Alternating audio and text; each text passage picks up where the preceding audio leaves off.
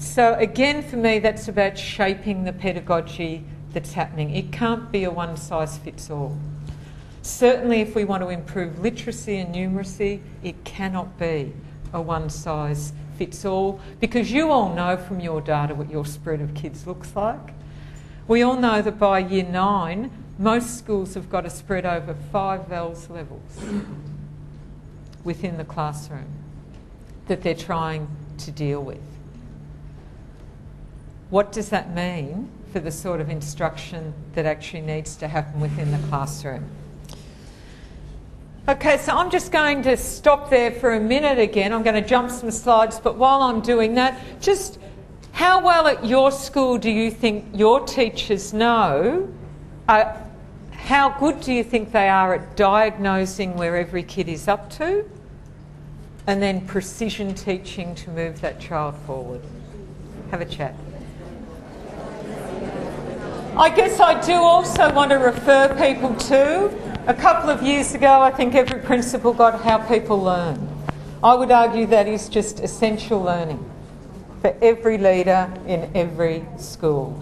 Even if it's only chapter 1 that goes through the main ideas, it is one of the best capturing, I think, around in understandable language of what we need to know about learning. I've gone through these learning theories, so how do I know which one to use? Do I use behaviourism? Do I use social cognition?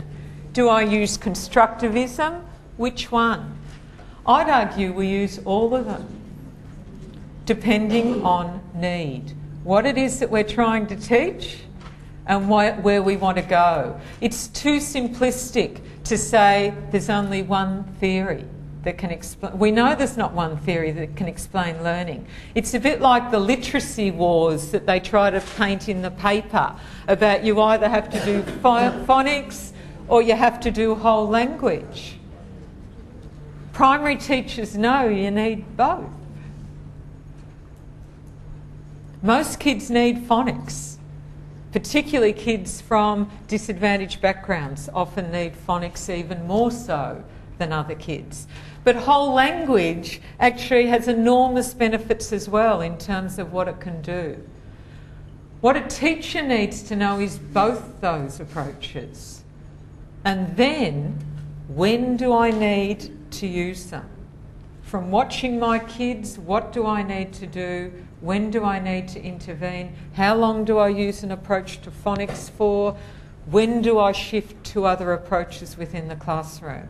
So it's not trial and error. I've got a deep conceptual understanding of what the relevant theories are, what the disciplinary knowledge is, and I am then strategically making a decision for this child, or this group of kids really, because often we'll have kids within the class at similar levels, what I need to do to make a difference for them. So different theories for different times. Learning's a complex business. For me, it's what can we learn from each of them. Each of them has valuable messages for me as a practitioner about what I need to do in the classroom. So How People Learn goes through a whole lot of different things about if I really want kids to understand, it's no point giving them facts outside a conceptual framework. I need to teach the concepts and link the facts in to a conceptual framework. Facts on their own, I'll never recall. It's how do they help me better understand the concepts. So what are the teaching strategies, the tools I can use to help kids do that? How do I help kids organise knowledge in ways that will actually facilitate retrieval and application? What is it about learning theory that can actually, particularly the information processing and the application? And I often use this slide of David Perkins because I love it, because he actually talks about a lot of the time as educators we only give kids fragile knowledge. We give them knowledge that in fact is, as you can say, missing. I give it to them and it's gone 2 weeks later. It's inert, it's there, but I can't do anything with it because I haven't connected it in to anything else. It's naive or ritualistic. How do I actually build understanding. And again, there's this lovely quote in the book that I often use, and it makes me feel sick to read it, but it is interesting.